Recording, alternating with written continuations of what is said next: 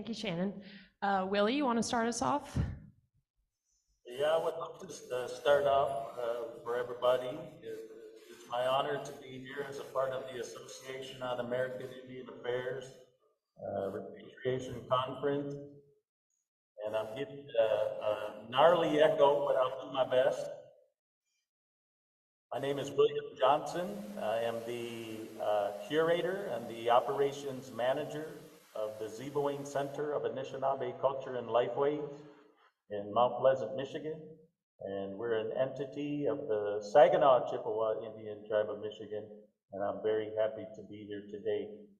It's unfortunate that I'm not with you in person, but there's always plenty to do on behalf of the Ziibiwing Center of Anishinabe Culture and Lifeways, and the work that we do with the Michigan Anishinabe Cultural Preservation and Repatriation Alliance, and more specifically, the Saginaw Chippewa Indian Tribe of Michigan.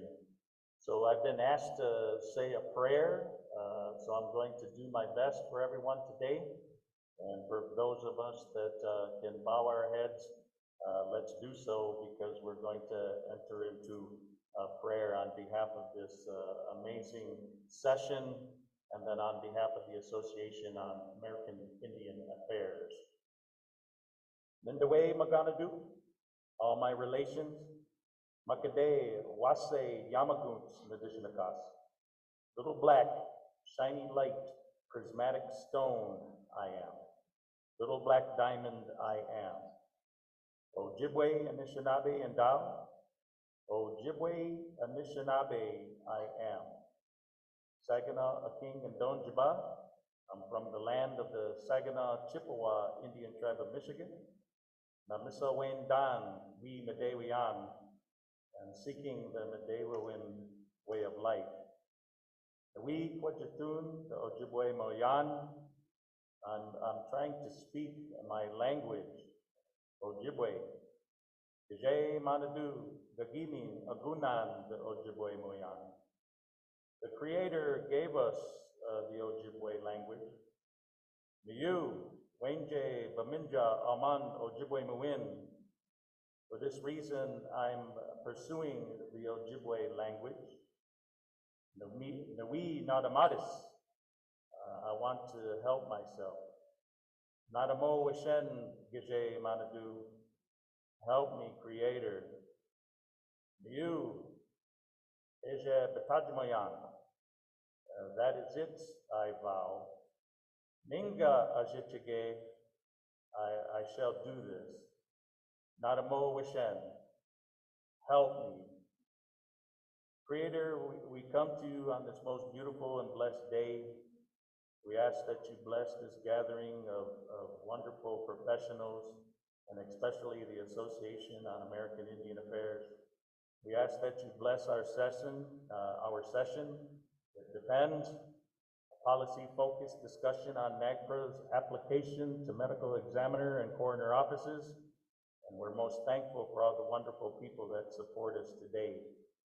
We ask that you always look over the women and the men of the U.S. military, and let's be thankful for their many contributions as we come up to Saturday, which is the Veterans Day. Let's always bless our tribal elders and our tribal youth. And let's think about those that wanted to be a part of the conference, but perhaps they can't attend today. So with that, I say we are most thankful for all the many blessings that we receive each and every day. On behalf of all our tribes, let's have a beautiful and blessed meeting, and let's do our best to honor the ancestors, for they are the ones that have laid the path for us to follow. And with that, I say, Miyu, that is it. Thank you, Willie. Okay, so as we're getting started, I want to say on behalf of myself and the rest of the panel that we feel really grateful to be here. A number of years ago, we got to share our work as part of a webinar as part of the conference, and so I think it's really exciting for us to be back and provide an update and continue to share our work with you, but also have the opportunity to hear from you all and your experiences as we're talking about this topic. The conversations over the last couple of days have really focused on the last 30 years, how the law has been applied, and some of the frustrations associated with that work. And what we're going to talk about today is a institution or a system that has really existed outside of the sphere of the law. While they should have known about it and understood their responsibilities under it, they have not. And so the work that we have been doing under this context has really been part education, part training, and really trying to understand what this situation looks like. And so that's really the context under which we'll be talking about this work today. How do we change the slide? How do we change the slide?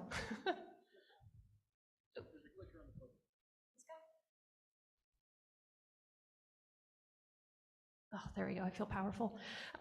Okay, so first I just want to talk about what the medical legal system is in the United States.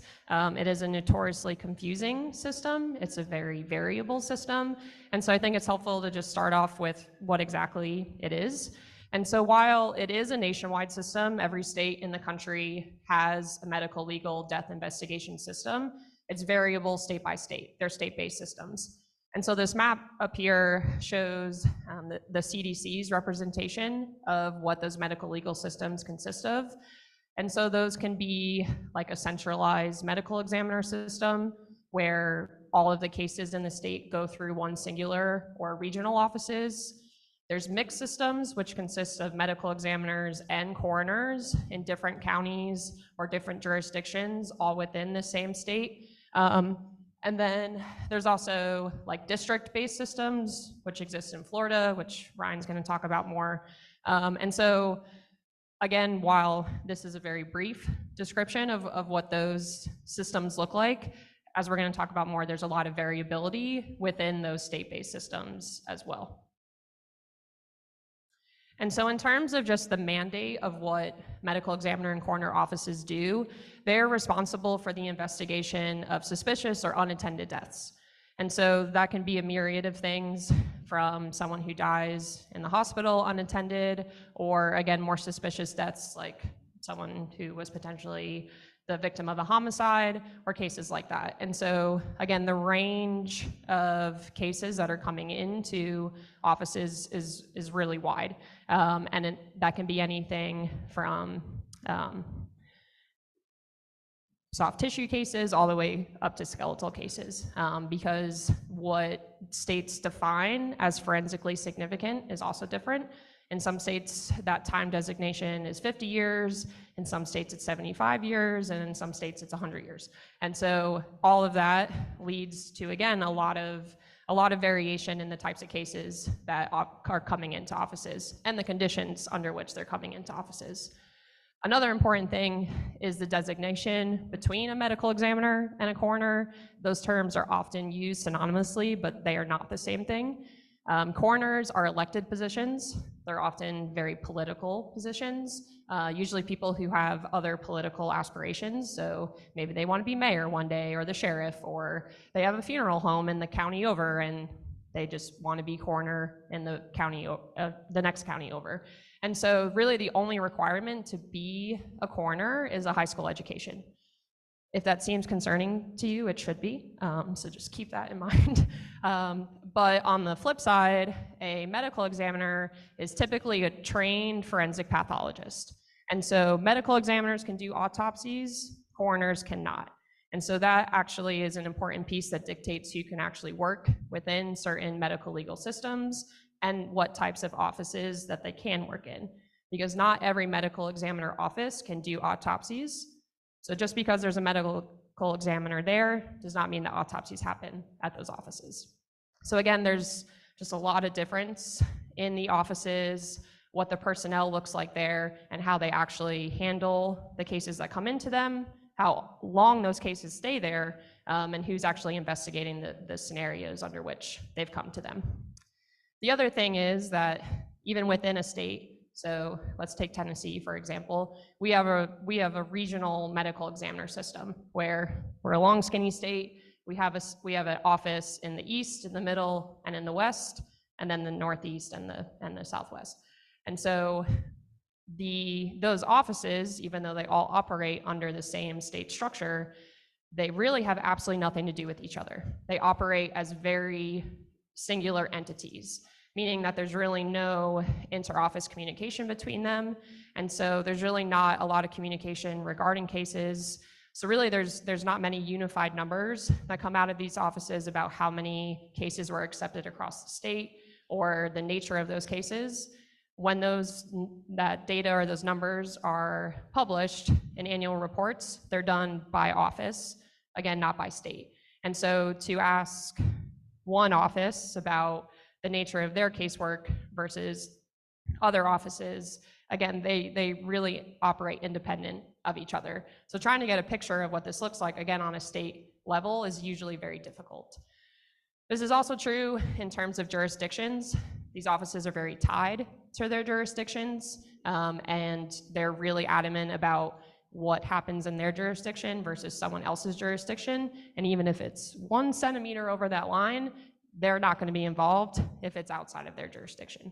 And so, again, this all just plays into the variability that we see across the country, and this is going to come into play when it comes to how certain cases are handled. And then finally, I think the biggest piece, and something that has become really relevant for us in the work that we're doing, is the ever-increasing caseloads that these offices are experiencing. And this is especially prevalent starting in COVID and then post-COVID. And so the amount of cases that these offices are required to accept is far exceeding the personnel that they have. Sometimes medical examiners are doing 10 plus autopsies in a day, which is a very high number, and it's not a number you want to see. But these ever-increasing caseloads and then a lack of funding and a lack of personnel in these offices is leading to things slipping through the cracks, and some things getting certain priorities over other cases. And again, this is all going to come into our discussion a little bit later. But this also has a big role in the accreditation that these offices receive, which ensures that they're operating in a manner that meets the standards of death investigation set forth by the National Association of Medical Examiners. If their caseload is exceeding the number of medical examiners that they have, they can be put on probation and lose their accreditation, and that kind of allows them to maybe stray from some of those regulations that keep them operating, again, in a compliant manner. And so that's just a little bit of background on the system, because again, before I started doing this work, I really wasn't familiar with the system. If you want a really good read, you should look into the origin of the coroner system. It's all very interesting and really cool history. And so the work that we're talking about today is actually the product of work we started back in 2018 at this point, I think. And so for a master's thesis that we did at the University of Tennessee, we were interested in how exactly NAGPRA applies to the system and whether it did at all. And this largely stemmed out of experiences with casework where maybe law enforcement was sending a picture of remains that were found, unsure whether they were human or not human, which is probably the most frequent thing we do as forensic anthropologists. And through that, we were experiencing a lot of misidentifications on the part of law enforcement, where they felt very strongly that perhaps something was human and it was actually just a dog bone and things like that.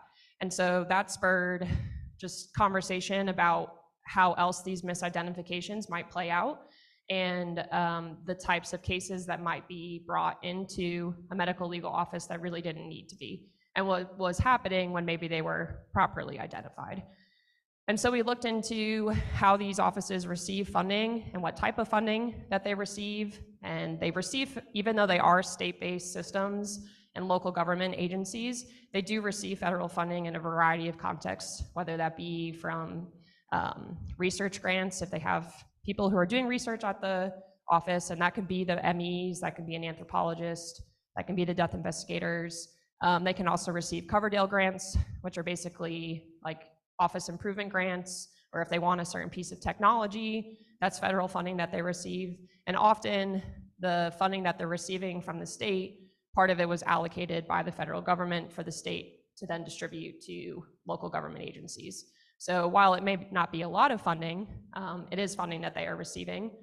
And as we discussed a little bit, there's a variety of contexts under which remains that were mistaken to be forensic cases are coming into these offices and later being determined to be Native ancestors that do not require any more forensic investigation.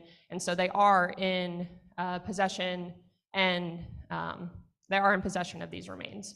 And so they do fit the definition of museum under the law. And so for the thesis, we really did a survey of the country, trying to get as many responses as possible from various medical legal practitioners, really about the nature of their casework. So how were these remains coming into the office?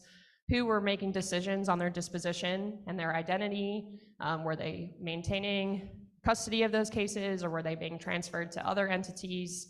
And if they were aware of this legislation at all, and that was the big piece. Had they ever heard of NAGPRA before? If they had heard of NAGPRA, did they believe it applied to their office and to their casework? And if they said yes to those two things, then what were their procedures in their office for handling these ancestors in order to ensure that they followed the NAGPRA procedures? And what was interesting that came out of the results and kind of what spurred the further work was that about half of the respondents, I would say, said that they were familiar with NAGPRA, that they had learned about it at some point in their work, whether that be from a colleague or schooling or something along those lines. And of those who were aware of the law, about half of those said that they believed it applied to the MEC system. But beyond that, not a single office reported any form of NAGPRA compliant protocol. If they did have anything in process, it was unwritten or understood. It was not part of an official standard operating procedure. It wasn't something that was written into the office policies.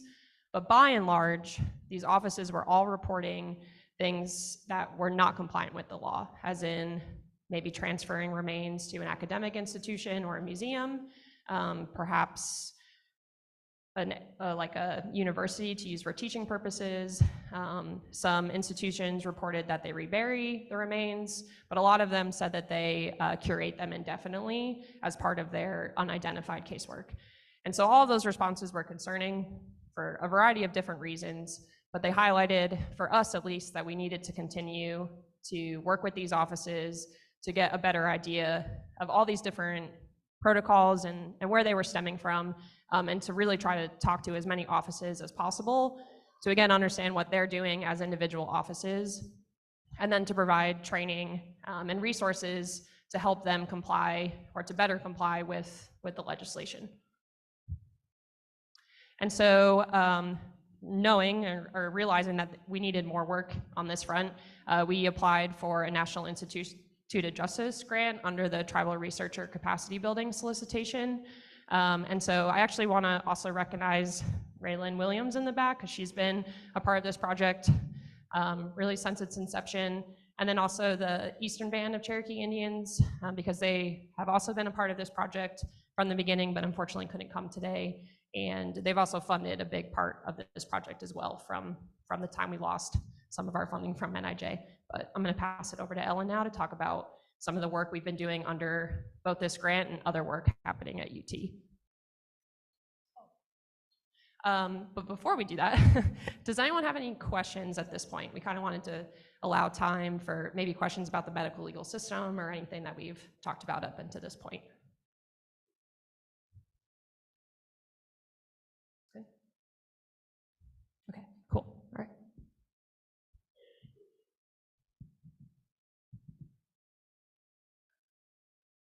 All right, good afternoon and thank you. I wanted to give a brief but heartfelt thank you to the Citizen Potawatomi Nation for hosting us here today, as well as the AAIA and feeding us so well.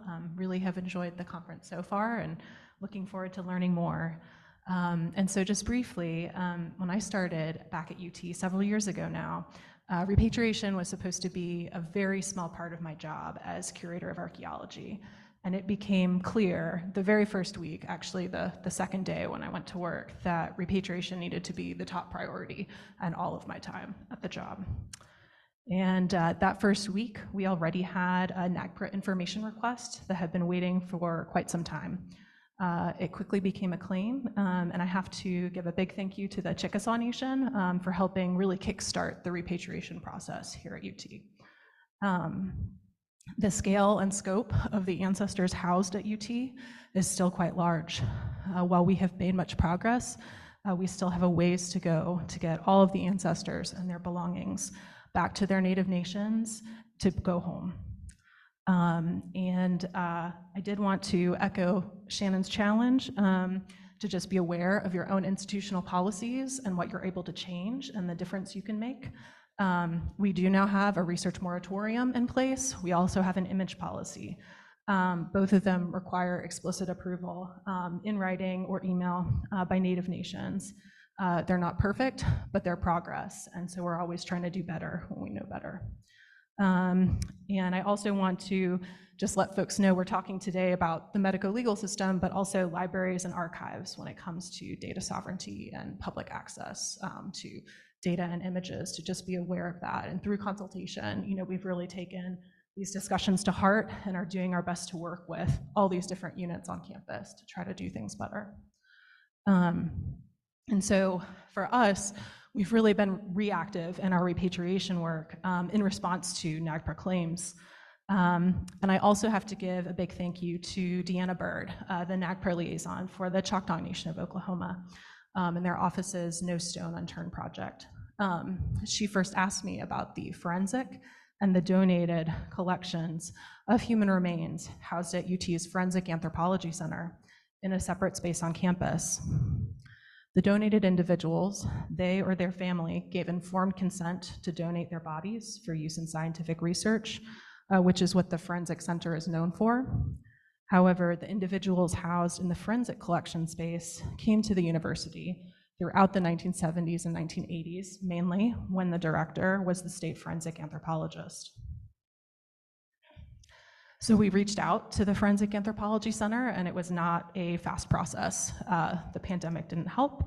And the FAC had to determine who of these individuals was Native American to start. The determinations were finalized this year, just recently, and the Office of Repatriation is now able to move forward.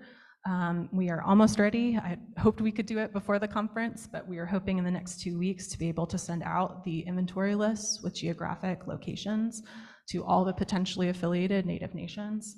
And we hope to, most of these ancestors are from the lands currently known as Tennessee.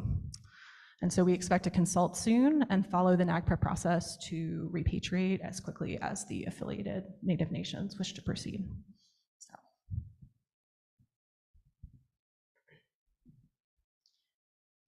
Okay, actually, you're next.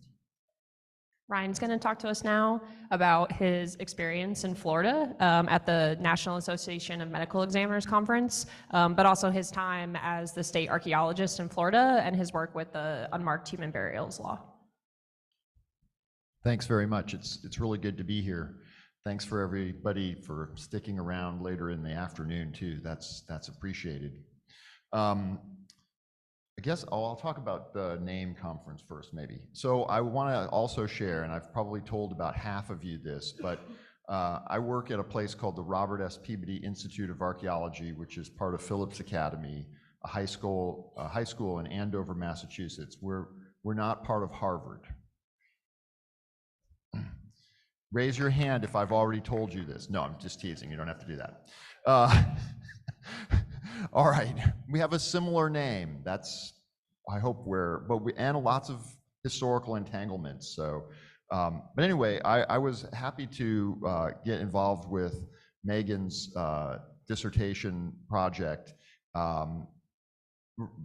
probably largely because not so much my work at the Robert S. Peabody Institute of Archaeology, but before moving to Massachusetts in 2011, I had worked for a long time for the state of Florida, most recently as the state archaeologist.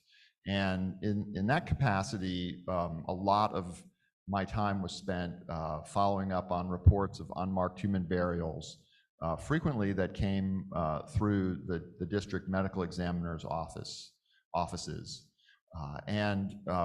You know, I felt like we had a very good relationship with most of those offices. As Megan shared, they're all very different. And so even though we had a state law that made it very clear what jurisdictional processes were were to happen, you know, different people in different offices would make different decisions, sometimes that were out of compliance, inconsistent with the law and rule that we had.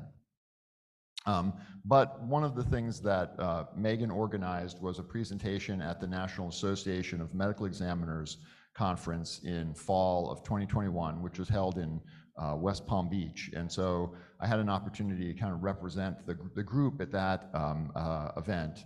And there were, you know, I think I came away with a lot of good information about the broader kind of medical examiner community and their you know, kind of interaction or interplay with NAGPRA.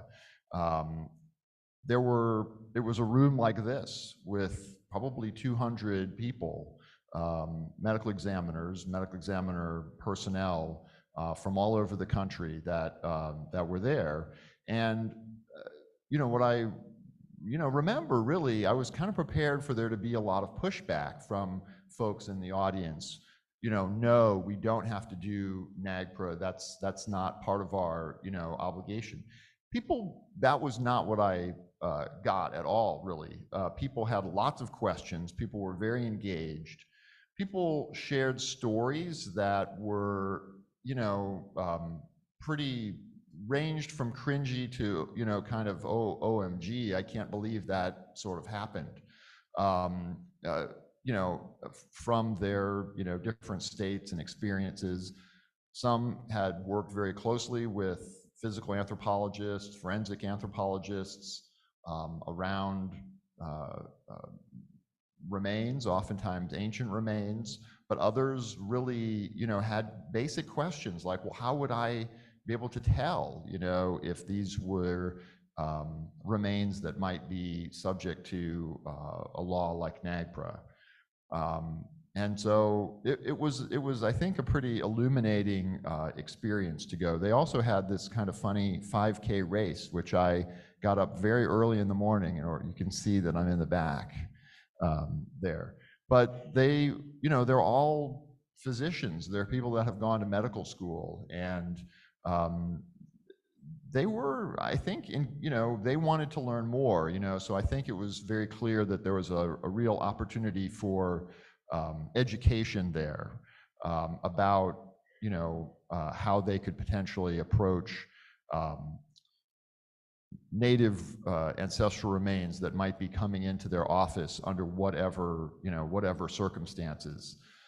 Some were from places like Florida, where there were very clear state laws that provided jurisdictional decision-making, and others were from places where there really weren't any laws that, other than NAGPRA, that might indicate what they were supposed to do.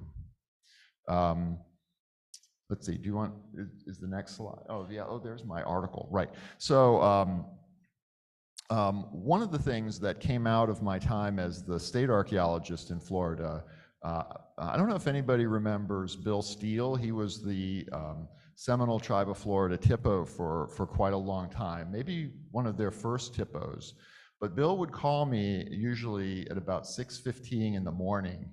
I wasn't at work yet, but he had my cell phone, and he would just call, and you know, I'd get some coffee and kind of go out on the back deck. And one of the things that he and I talked about a couple of times were all of the cases that were reported under Chapter 872.05, the Florida unmarked human burial law. And through those conversations, I started thinking, oh, well, you know, it would be interesting to kind of put together the statistics of what actually were the outcomes. We had all of that information. So I wrote this article that was in the Florida Anthropologist in 2013. That's kind of a 20-plus year retrospective. The law was amended in 1987. Prior to that, there had been no protections for unmarked burials in the state. People could and did vandalize Native American burial sites, mound sites really regularly, and then on private property there were no protections. And so there were a lot of these cases. When I was the state archaeologist, there were typically between 50 and 75 calls every year, which is one a week plus. And they ranged wildly in terms of what they were. The law also had been created and amended before NAGPRA passed, so it sort of uneasily kind of aligned with NAGPRA. And my article in 2013 had, kind of recommendations for maybe updates. I mean, the state of Florida is currently at war with Disney World, so it's probably unlikely that it will be amended anytime soon. But, it does have these jurisdictional processes, which, were, I think, critical in creating a pathway for indigenous remains that were going to medical examiners to come to our office, where we were, required to create inventories. I don't know if anybody, do people have any questions? I mean, I think one thing I would add too is obviously a big focus of this conference has always been NAGPRA, and I'm glad that we had the earlier session with Jackie and Dorothy on the NMAI Act, because we frequently don't often talk about sort of the interplay between NAGPRA and NMAI. And there have been some allusions to state laws, the California case, for example, but really, I think these state laws are a really critical aspect of protections for Native American locations, sacred spaces, and remains, and creating pathways for reburial, repatriation, consultation with indigenous communities. But we maybe don't talk about, as much as we could or should. So I'm glad to have that opportunity. So I don't know if there are any questions here on Zoom. No questions on Zoom. Okay. Oh, there might be one. As soon as I say that. That's cool. Becca Simon would like to know, does Dr. Wheeler know how the Florida law compares to other state laws? That's a great question, and there are some resources. For a long time, the National Association of Tribal Historic Preservation Officers had a website that had information on all of the state laws, and there are a couple other resources that have looked at that. They vary tremendously, and some are quite old, whereas others have actually been created since the passage of NAGPRA, the Vermont example, for instance. I think recently there's been some interest in amendment or creation in New York State. The thing that was good about the Florida unmarked, and is good about it, unmarked human burial law, is that it protected all remains, and so it wasn't exclusive to indigenous individuals. And oftentimes when individuals were discovered, if it was a case of erosion or construction, people didn't know who they were, and so those protections kind of across ethnicities was I think, really significant. Typically, they were Native American ancestral remains, but not always. And so I think that one is a particularly good model. There was a lot of indigenous input in the 80s during the amendment of that statute. And then my predecessor as state archaeologist, Jim Miller, was very thoughtful, and I think they crafted a good law and rule that really created pathways for repatriation, protection of significant sites, reburial. The piece that was really lacking in Florida, and I think is probably true elsewhere, is that when there were these big development projects where the developer wanted to remove large numbers of individuals of whatever ethnicity, those projects really, you know, the statute wasn't designed to deal with them.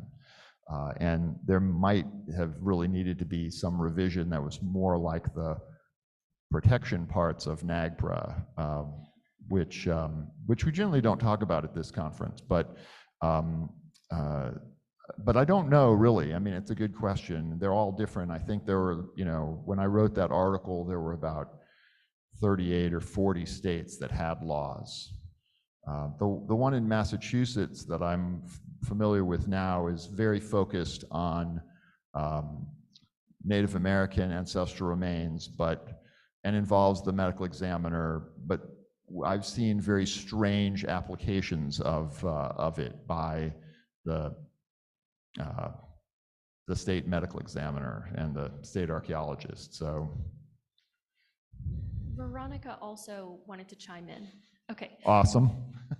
Do you guys want to give them a little on Veronica so they know why she's chiming in? So Veronica Passfield has also been involved in this work from the beginning. She works very closely with the NAGPRA Alliance, which Willie's going to talk about in a second. But she's been a partner and a collaborator on this research. So we asked her from the Zoom world to chime in when she felt she wanted to. So she is urging you guys, it looks like, what do you see as the primary barriers to compliance for MEs, coroners? Do they accept they're a museum under the law, for example?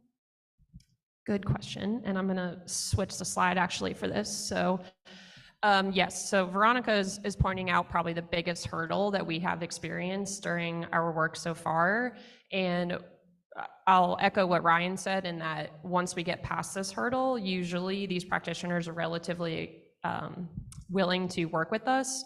But the big thing is that they have a huge issue with the word museum in the sense that they have a very difficult time understanding themselves as a museum in the way that it's defined in the law. And so when I think we use that term and we say you're a museum, they pause and they have a look of confusion because they are thinking about museums as museums. And their pushback is that we do not curate remains, we do not display remains and objects, we don't have exhibits, so no, we are not a museum. And so sometimes just approaching these offices and perhaps not using that term museum has been more productive than trying to use the language in the law. And we approach that later on, I think, once we identify that they are having these types of remains enter their office, and when we actually get into how the law applies to them and what the regulations are. But we had found that when we tried to talk too logistically in the beginning, that put up almost an immediate roadblock for us. And so we've started taking a different route, and that's been more successful. But it's just, again, it's legislation that by and large none of these practitioners have heard of before. There is at no point in medical school that you sit down and you learn about NAGPRA. And so again, by and large, for the death investigators, the law enforcement agents, the coroners, again, they've never heard of the law. And so that in itself has been tricky, and it's really required us to refocus our approach from, say, the approach that has been taken at UT or in respect to more traditional collections. And it's also required us to look into, like Ryan was saying, legislation that maybe is not talked about in the NAGPRA sphere, because again, why would it be? It just hasn't been a conversation yet. And so we've really had to familiarize ourselves with those state laws that dictate how these offices operate to really understand the process by which these remains are coming into offices. And so I've put two examples up on the slides that illustrate, again, say someone is on a hike in the woods and they happen to come across a bone. And I think someone asked this question yesterday even, like, what do I do when I find bones? That's a very legitimate question, because that's not a situation that you expect to encounter just in your day-to-day, but it does happen. Sometimes it happens when someone's cleaning out their grandmother's house and they find a box, or lots of different scenarios, construction, erosion, all sorts of things. And so most states have a law that say, in the scenario that you happen to discover bones, the first person that you should call is law enforcement. And I think that was the recommendation that was given yesterday because it's an accurate one. And so in states like Michigan or Tennessee, the legislation is that law enforcement is the first person to respond to the scene. And this is important because that gives law enforcement the authority to decide what happens next, by and large. And so usually this legislation imbues that cop that shows up with the responsibility to say, okay, this looks old. I'm going to call an archaeologist, or I'm going to call the State Historic Preservation Office, or to call the medical examiner or the coroner and come out to that scene to assess it. So right off the bat, they play a big role in what happens next in the process. And beyond that, then it's the medical examiner who then assesses those remains to make a determination on whether they are forensically relevant and require further investigation or an autopsy or something along those lines, or that those remains are civil in nature and no longer require any sort of forensic investigation. And that's where NAGPRA comes in these cases. And what happens to those remains after, again, really depends on how aware these practitioners are of the law or their relationship with an anthropologist or an archaeologist and things like that. And so actually we're gonna switch to Willie now, who's gonna talk about his experience with NAGPRA and working with the Michigan State Police on cases and the relationship that they've developed over the years. And Veronica was hoping, Willie, that you could also just talk about at large the most helpful things tribes can do to close the gaps with MEs and coroners. Thank you. You know, I'm feeling a little encouraged that I got the echo. If the audio can help me with the echo. There you go. Now I can hear myself. I'm not competing with this echo. Sound like I'm in a chamber there. But I appreciate folks that are helping, you know, today with the audio. It just makes our work so much easier. And so I'm feeling a little encouraged because Dr. Veronica Passfield of the Bay Mills Indian community is bossing us around from afar, from the virtual world there. And of course, you know, Veronica and myself have done so much awesome work on behalf of the Michigan Anishinabe Cultural Preservation and Repatriation Alliance. And we're cut from the same cloth, I believe, in regards to the repatriation of our ancestors and their burial belongings and the cultural, the NAGPRA eligible materials that we can repatriate through the NAGPRA law.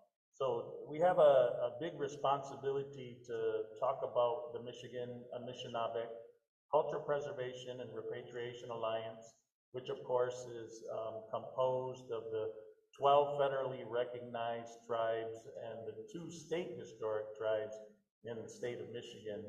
And we have an amazing group of NAGPRA professionals and tribal historic preservation officers, and that we all work together cooperatively and collaboratively to honor our ancestors and the Anishinaabe way of life. And I would be remiss if we didn't pay tribute to Mr. Wesley Andrews. Wesley was a founding father of the Michigan Anishinabe Culture Preservation Repatriation Alliance. And most recently, he began his spirit journey into the spirit world. And we're most thankful for all his contributions as a founding father of NAGPRA and a wonderful friend and fierce warrior for the ancestors and the culture. So with that, you know, we need to acknowledge Mr. Wesley Andrews of the Little Traverse Bay Bands of Odawa Indians. So NAGPRA, you know, we represent, along with Dr. Veronica Passfield, the Bay Mills Indian community, the Grand Traverse Band of Ottawa and Chippewa Indians, the Hannahville Potawatomi Indian community, the Keweenaw Bay Indian community, the Lac Vieux Desert Band of Lake Superior Chippewa Indians, the Little River Band of Ottawa Indians, the Little Traverse Bay Bands of Ottawa Indians, the Machi-Beneshewish Band of Potawatomi, the Gun Lake Tribe, the Nottawasepi Huron Band of the Potawatomi, the Pokagon Band of the Potawatomi, the Saginaw Chippewa Indian Tribe of Michigan, the Sault Ste. Marie Tribe of Chippewa Indians, the Burt Lake Band of Ottawa and Chippewa Indians, and the Grand River Band of Ottawa Indians. And we just have an amazing group of NAGPRA designees and tribal historic preservation officers, and we all come together to honor the ancestors and do our work together cooperatively and collaboratively. So I mentioned, Veronica's contribution. Veronica and myself, actually, we used to visit her home in Ann Arbor, Michigan. She had a beautiful home in Ann Arbor, Michigan, and an outbuilding, like a garage with an office on the top. And we used to affectionately call that the tree house. And Veronica and myself, we would convene in the tree house, and we actually put together all the legal documents that NAGPRA would submit to the University of Michigan's Museum of Anthropological Archaeology and 19 museums nationally.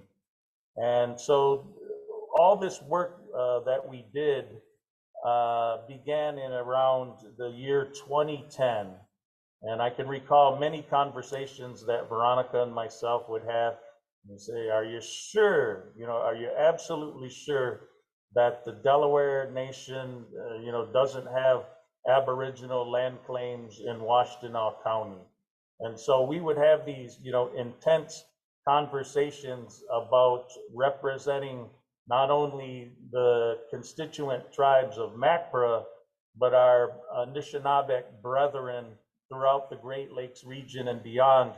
And of course, we always advocate for the Native American tribes and the Native Hawaiian organizations and the indigenous people of the world as best as we can through our work with NAGPRA.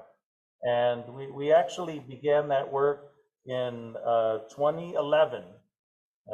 The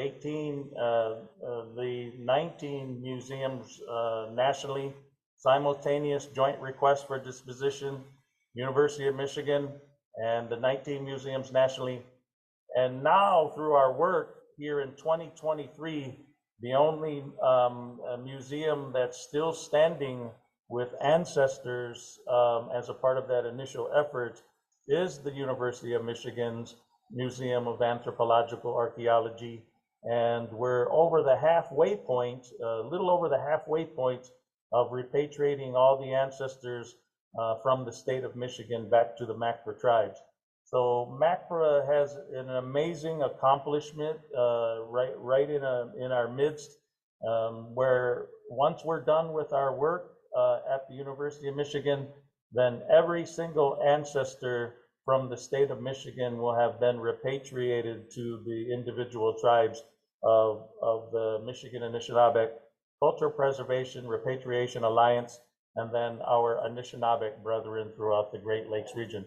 So we're very proud of that work. Veronica continues to be an amazing advocate for the ancestors. She introduced us to Megan many years ago because she attended a Association on American Indian Affairs webinar that Megan hosted. She brought Megan to the table. We hosted Megan in January of 2022, and we've been great friends with her ever since, and found a kindred spirit in her. And then we're doing our best, to keep up with her, because, she's just an amazing advocate for the ancestors and all the wonderful work that she does in regards to NAGPRA compliance with medical examiner offices and coroner offices.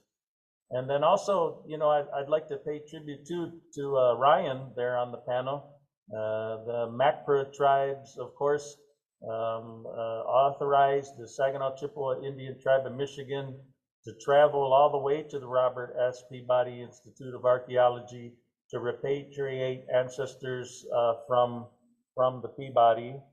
And Ryan, that's when we first met, many years ago, and I can't remember when that was, but the repatriation conference attendees need to realize that the Saginaw Chippewa Indian Tribe of Michigan, we traveled all the way from Mount Pleasant, Michigan, to your offices there and repatriated the ancestors.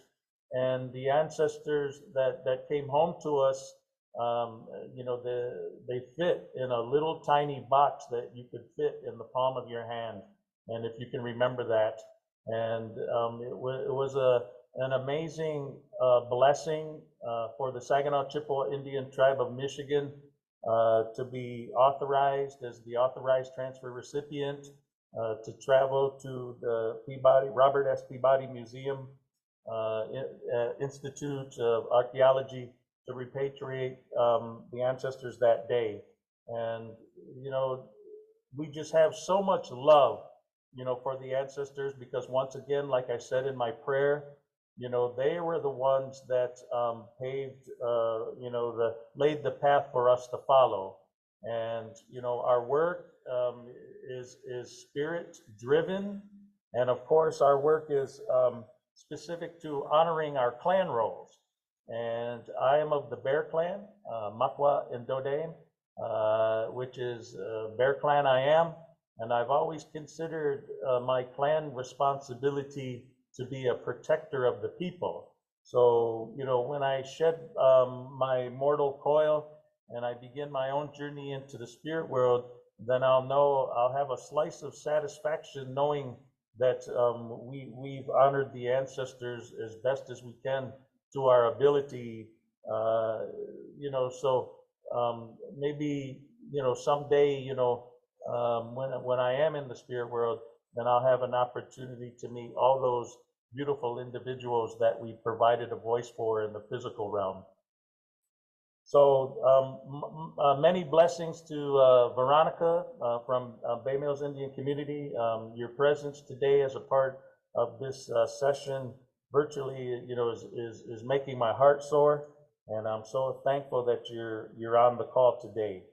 One of the beautiful things about working with the University of Michigan is that we've had the opportunity to change the climate in regard to NAGPRA compliance at the University of Michigan, and we've been doing that for quite some time. I want to say we initially came to the University of Michigan's Board of Regents in approximately 2009 and asked for consideration to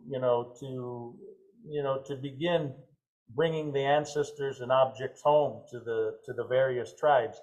And of course, we do that in the most culturally appropriate way, with much love for the ancestors, and of course, in cooperation with the University of Michigan.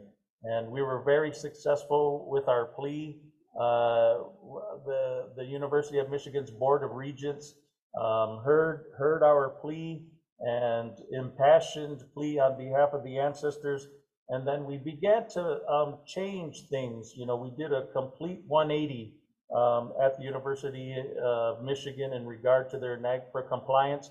And now the University of Michigan and the Michigan Anishinabe Cultural Preservation Repatriation Alliance stand as a model nationwide for other universities and tribal representatives to be able to come together and work together collaboratively and cooperatively in regard to the repatriation of our ancestors and their burial belongings. So we're very proud of that positive working relationship that we've developed over the years. And it's just an amazing feat where we've worked with like-minded individuals on the University of Michigan's office, or the Vice President for Research, and then also the Advisory Committee on Culturally Unidentifiable Human Remains under NAGPRA, which I serve on. I have been appointed to serve on the U of M's advisory committee. I was appointed in, I want to say 2011 by Dr. Stephen R. Forrest, and he was the vice president for research, and we're still representing the University of Michigan and NAGPRA to its highest ideals in regard to NAGPRA compliance. Just this past Friday, we have repatriated ancestors in the control of the Michigan State Historic Preservation Office and in the possession of the University of Michigan Museum of Anthropological Archaeology. We also worked with the Michigan Archaeological Society, ancestors in their control and ancestors in the possession of the U of M. And then we also worked with the Flat River Historical Society Museum to bring approximately 8 individuals and 120 associated funerary objects back to Mount Pleasant for a respectful and reverential recommitment to the earth ceremony. And just an amazing feat for all the players. And of course, you know, the Saginaw Chippewa Indian Tribe of Michigan was blessed to be the authorized transfer recipient on behalf of the NAGPRA tribes for this most recent repatriation effort. And of course, our work continues on a daily basis. And so one of the most beautiful things about working with the U of M and being a model for the university and tribes nationwide is the wonderful NAGPRA policies and procedures that have been developed with the University of Michigan and NAGPRA's tribes. And for those of us that may want to learn more about that, you can simply get on your computer and Google U of M NAGPRA, and it'll bring up an amazing and beautiful website that is managed by the University of Michigan. And it talks about all our work together, all the ancestors that we repatriated through the years, and then also has the NAGPRA policies and procedures available for those that may want inspiration to, you know, as they consider drafting their own policies and procedures. So an amazing opportunity for our conference attendees and our panel and anybody that supports our work. You know, please consider visiting the University of Michigan's NAGPRA website. So one of the things that the panel was hopeful that I would consider talking about is our relationship with the Michigan State Police Post. And of course, most recently, we developed an amazing relationship with one Hannah Friedlander, and she's a forensic analyst from the Michigan State Police Post in Dimondale, Michigan. And she initially reached out to NAGPRA in regard to the Michigan State Police Post in Dimondale to get them under, you know, the processes of NAGPRA and compliance for their Michigan State Police Post. And we actually assisted her with all the NAGPRA processes on how to achieve repatriation under NAGPRA. And of course, we worked with the University of Michigan, Dr. Ben Secunda, the NAGPRA project manager, was just an amazing gentleman and always willing to work with Michigan State Police and many sheriff's offices and really anybody in general who needs help with NAGPRA compliance. So we're most thankful to Dr. Ben Secunda at the University of Michigan. Also, we're indebted to Amadeus Scott, who is the NAGPRA collections manager there, and all the wonderful people that assist us each and every day. So, you know, Hannah, you know, from the Michigan State Police Post in Dimondale, Michigan, now she, you know, assists other Michigan State Police Posts so that they can navigate the NAGPRA processes.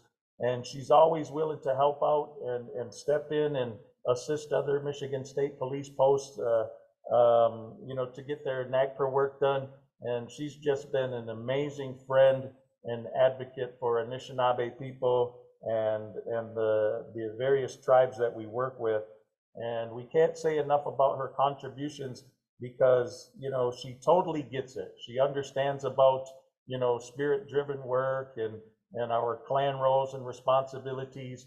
and then yet she also understands about the intricacies of NAGPRA, which of course are very complex, and oftentimes, you know, the way we learn those NAGPRA processes oftentimes takes years and years to do that. But with Hannah's help, you know, she has an amazing short learning curve, and she's been able to assist other Michigan State Police posts as well. And of course, Hannah has assisted the Saginaw Chippewa Tribal Police Department with training in regard to missing persons and missing person databases and the identification of human remains, which is just, you know, an amazing and beautiful opportunity that we've, you know, that we've developed and harvest. We just done so much wonderful work with Hannah, and we're just so thrilled that she continues to represent the Michigan State Police Post in Dimondale, Michigan, and all the other Michigan State Police posts throughout the state of Michigan. And of course, you know, we just have so many wonderful relationships with local law enforcement and sheriff's offices that, you know, many of us have been in our positions for a long time. And I'll be coming up on my 26th year as a NAGPRA representative for the Saginaw Chippewa Indian Tribe of Michigan. And once again, I'm serving my fourth four-year term as the chairman of the Michigan Anishinabe Cultural Preservation and Repatriation Alliance. So with that, I just want to make sure that I understood Veronica's question. She asked a specific question of how NAGPRA can help or something. Veronica, are you willing to help us again with that question? Yes, I am. We should just have Veronica chime in on how to you know, better the situation. I can't, I wish we could, but due to the configuration, we can't unmute her, just the way that it's patched, and I do apologize for that. She was just wondering if you could give some insight on how tribes can work more effectively to close gaps with the MEs and coroners. Yeah, you know, my thinking behind that, of course, is that, you know, there's no real easy way to begin to develop relationships with, you know, local law enforcement, and, you know, but the thing is, you know, once again, as NAGPRA designees, you know, we have a solemn responsibility to, you know, to represent our individual tribes and the ancestors. So, you know, it is our responsibility to make sure that we're developing positive working relationships with the Michigan State Police and local sheriff offices and city police departments, you know, and that's exactly what we do.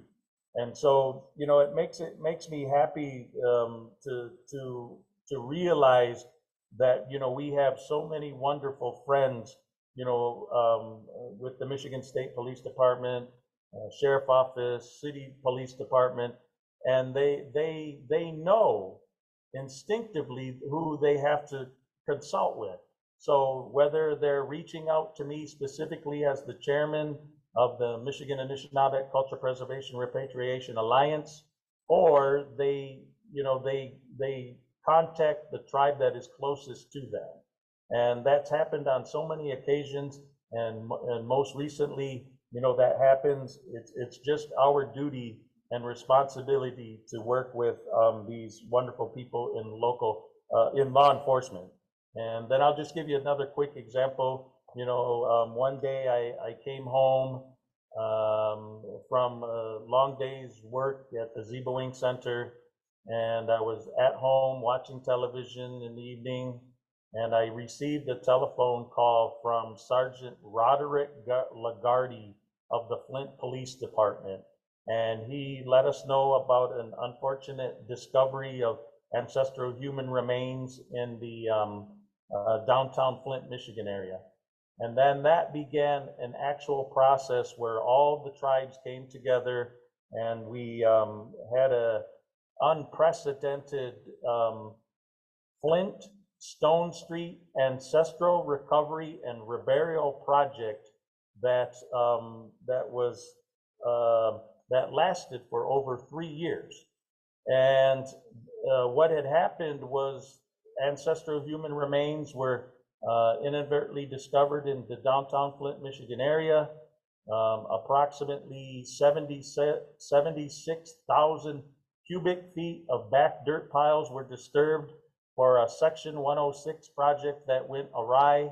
And then NAGPRA and the Saginaw Chippewa Indian Tribe of Michigan, under the direction of Dr. Beverly A. Smith from the University of Michigan, Flint, and over 3 archaeological field seasons, we recovered 120 ancestors and hundreds of associated funerary objects.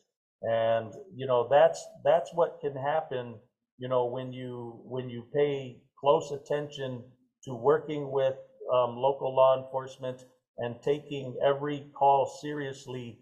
But there's no real, you know, simple way to develop these relationships.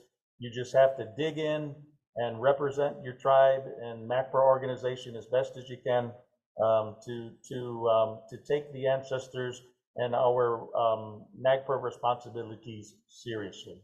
So with that, that may not what have Veronica had been hopeful for, but you know, if she was here, you know, she would, you know, expound on that herself.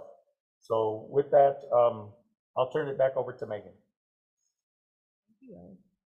Okay, so with that, we're gonna just quickly go through the work that we're doing now and what we've learned from some of those interviews and wrap up with some recommendations and hopefully get to some questions. So what we're doing right now is interviewing medical examiners, coroners, forensic anthropologists in various states across the country about their caseload, the context with which remains are coming into their offices, again, who's making the designation about those remains in terms of significance, and then really more specifically what their protocols are when they determine that those remains are not forensically significant and represent the remains of ancestors. And that's the part that we're really trying to understand, and what those disposition protocols are, so that we can better understand how many ancestors are in the medical legal system and where they've ended up, and what we need to do to make sure that they are either on inventories or what part of the NAGPRA process that they might be at.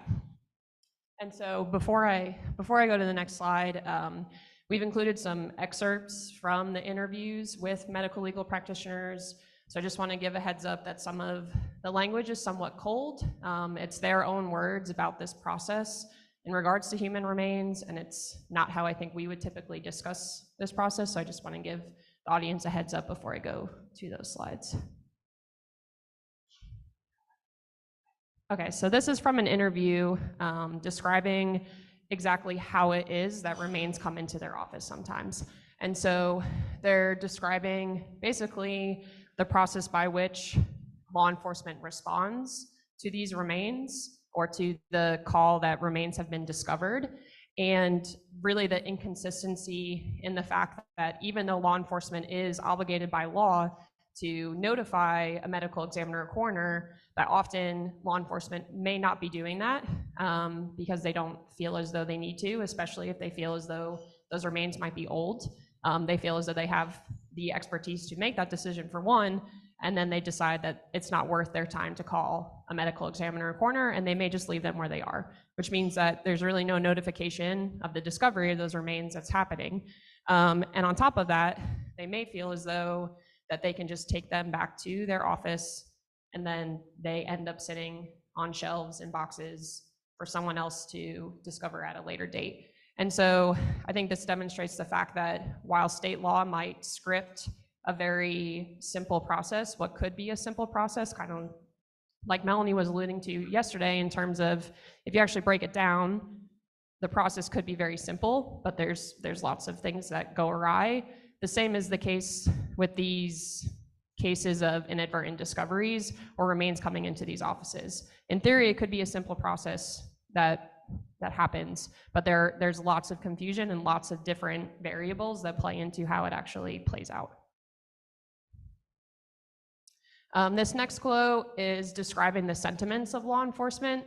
This was an anthropologist who was telling us that often when he responds to a scene, law enforcement is almost hopeful that the remains are historic and Native American, because that means their requirements stop.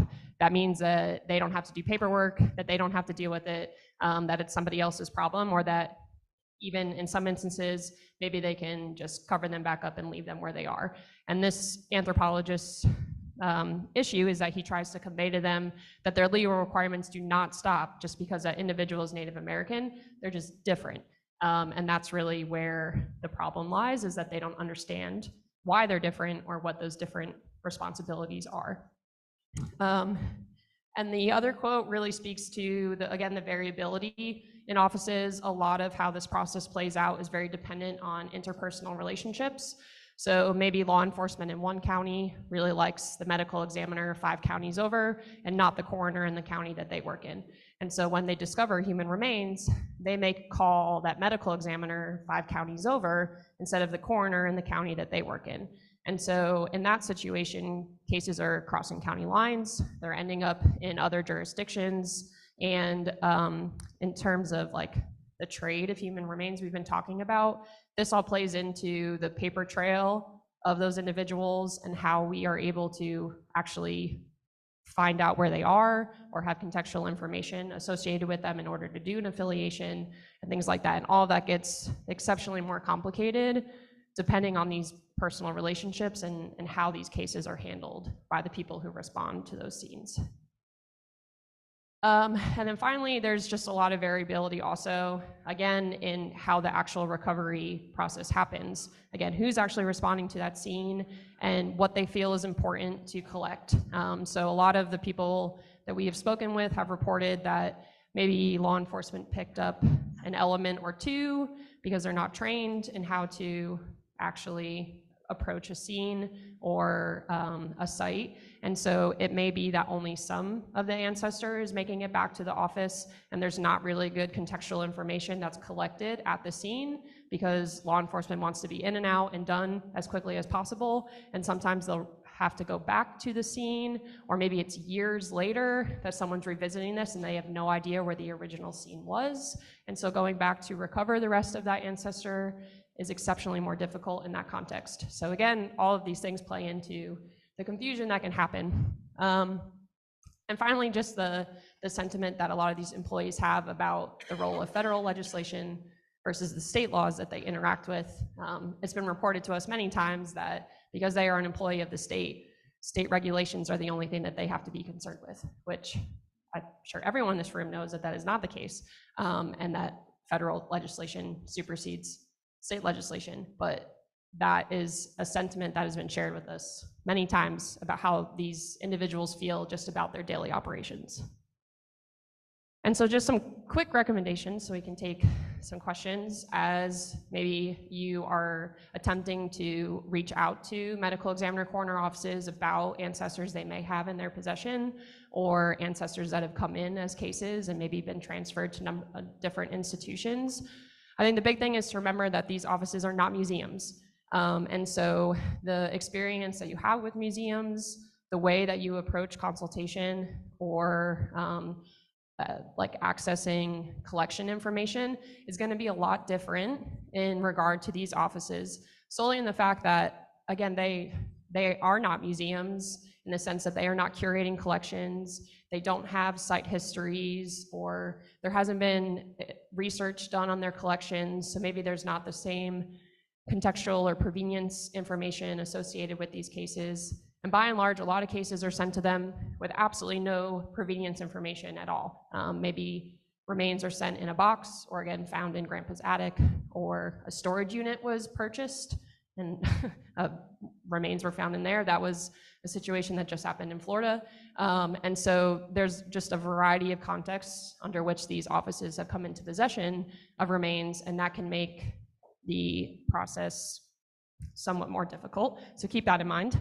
The other thing is to familiarize yourself with that state legislation.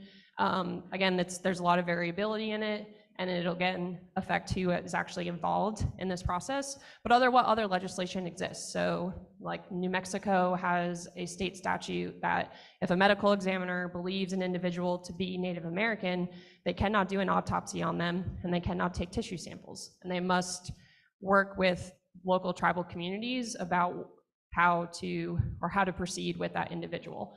And so I really recommend, while this may seem obvious or based off of your experience with museums, consultation is probably a very foreign concept to these offices. Their mandate is to do an investigation, usually to find out as much information about that person as possible, to provide them with an identity, and then to bring that information to a family. So the idea of working collaboratively with someone to learn information or come to a conclusion is very outside of their daily operation.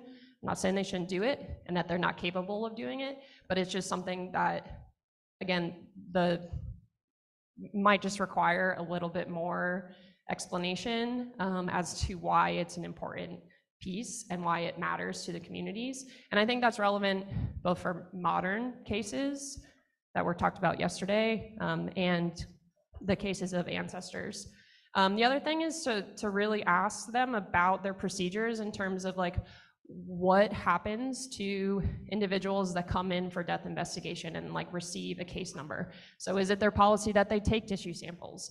A lot of offices, if they're unidentified human skeletal remains, their first thing is to take a DNA sample.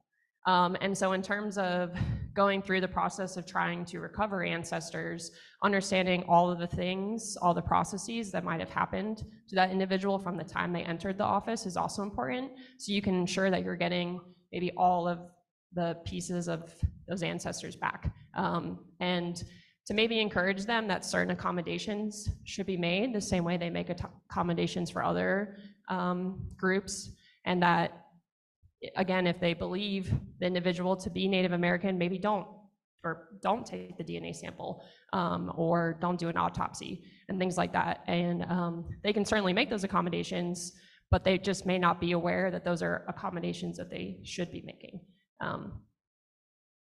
And again, just what kind of documentation that is associated with them. So has that individual received a case number? So does that mean they have a case file that has other documentation or photographs in it that maybe you want back as well? Or if they were transferred to an institution, did they then receive a different number or identifying number? And basically being able to track all the information that's associated with that person. And all those things are important pieces as well that we've learned through these interviews. But I guess with that, we can kind of open it up for questions. I know we don't have very much time left, but we'd be happy to hear from all of you, or Zoom land. Feel free to go on up to the mics. We currently do not have anything in Zoom.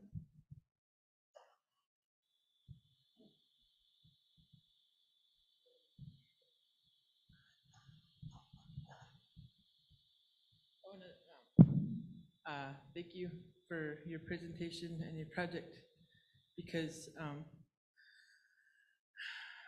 both institutionally, tribally, trying to cover NAGPRA, that's a lot. I've been involved with different situations that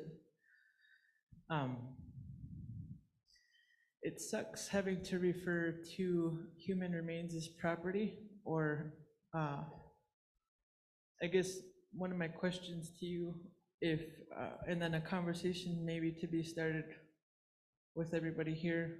I know that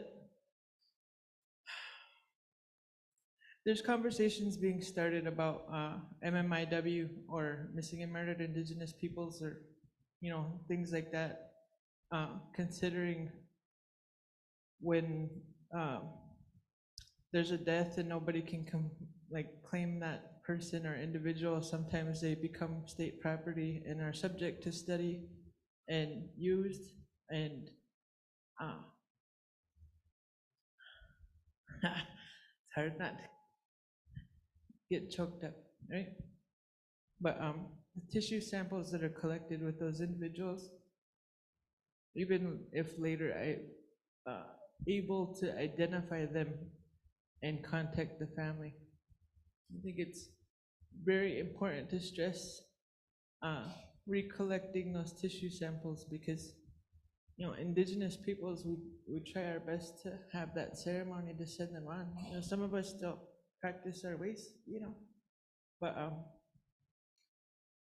have you ever considered working with missing and murdered indigenous peoples organizations for your project? Yeah, thank you for your question. So I'll say this project has evolved over time. As every time we feel like we've defined the outlines of it, the more people we talk to or the more we look into it, the larger the project becomes. And so when we started, the focus was really skeletal remains in these offices, and again, how many of these types of cases we're entering each year, how many are being curated by these offices and exist in this system, and how much time and resources might be necessary to assist the system with completing an inventory, going through the notice process, what type of personnel do they need to assist them to go through that process, things like that. And the more conversations that we've had with people about this, the more I think a concern for how contemporary cases are being handled has come up. And I think it was discussed yesterday morning as well. And it's seemingly becoming a more prevalent issue, and it's something that's on people's minds. And I can't say at the moment that I think we have a clear idea of what that'll look like moving forward and the role NAGPRA plays in that. But we have definitely considered expanding our project to that scope because again, it's seemingly something that is on the minds of everyone that we're working with and is just as relevant as the work with ancestors. The focus might need to be different, the questions might need to be different, but it does all affect it all plays a role in the medical examiner system and the relationship that they have mainly with indigenous communities and how are they communicating. Are they even aware that these communities are around them? I mean, I think that's a big issue that we encounter very frequently is that we try to have these conversations with offices and they have no idea that tribes are nearby and want to talk to them or have an interest. And so some of it is really increasing awareness on their part that this is a community or communities that they need to be talking to, and that they can't work in isolation as they're somewhat accustomed to, unfortunately. Hey, Raylan. Hi, Megan, Brian, and Ellen. My name is Raylan Williams. I'm the Cultural Resource Specialist for the Gila River Indian Community Tribal Historic Preservation Office in Arizona. And I just had a comment. I think this session kind of fits with what Vice Chairwoman Linda Capps had given to us at the beginning of our conference in how they are working to find a place for their relatives to bring home. You know, I would call it a mausoleum, so that, you know, more appropriate terminology. And when we think of NAGPRA and this project, it kind of brought to my mind how important it is to understand how NAGPRA falls in with other varying institutions, you know, not just museums. There could be museums who have been the facility in which the medical examiner could have sent the remains to for curation. You know, so it's always important, you know, to ask where the ancestors came from, what information is there with the ancestors, because we don't, thinking about it now, what if they came from a medical examiner facility within that state and they may have been treated as if they were part of, you know, the archaeological looting, you know, in earlier times. So this project really, Megan's research on this really brings to light of where our ancestors are, how they came to be at institutions and museums, and it kind of hurts me in a way, knowing that my ancestors were in a medical examiner facility, and it was through Megan's work with the Pima County medical examiners, in which that we have we were able to repatriate our ancestors who had been in the facility for we don't know how long. And as Megan said, there are process and procedures that an individual reports any ancestral remains, and then even the federal agency, like the military, you know, reserves, they have a process where they have to notify the local police or the local sheriff to come out to investigate, and then if they don't take it on, then the military reserve will follow NAGPRA. You know, but this is very important, and I know it adds to our workload as NAGPRA representatives, you know, for repatriating our ancestors, but we have to look outside the box, and this is looking outside the box of where our ancestors will, where they are. So thank you. Thanks, Raylan.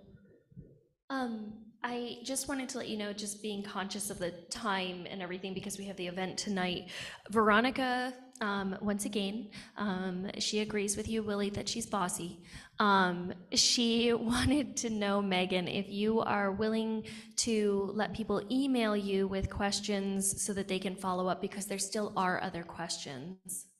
Yes, so but all of our emails actually are on our last slide, and I will have our slides be shared, but you can also Google any of us and our emails show up, and we are very happy to answer questions.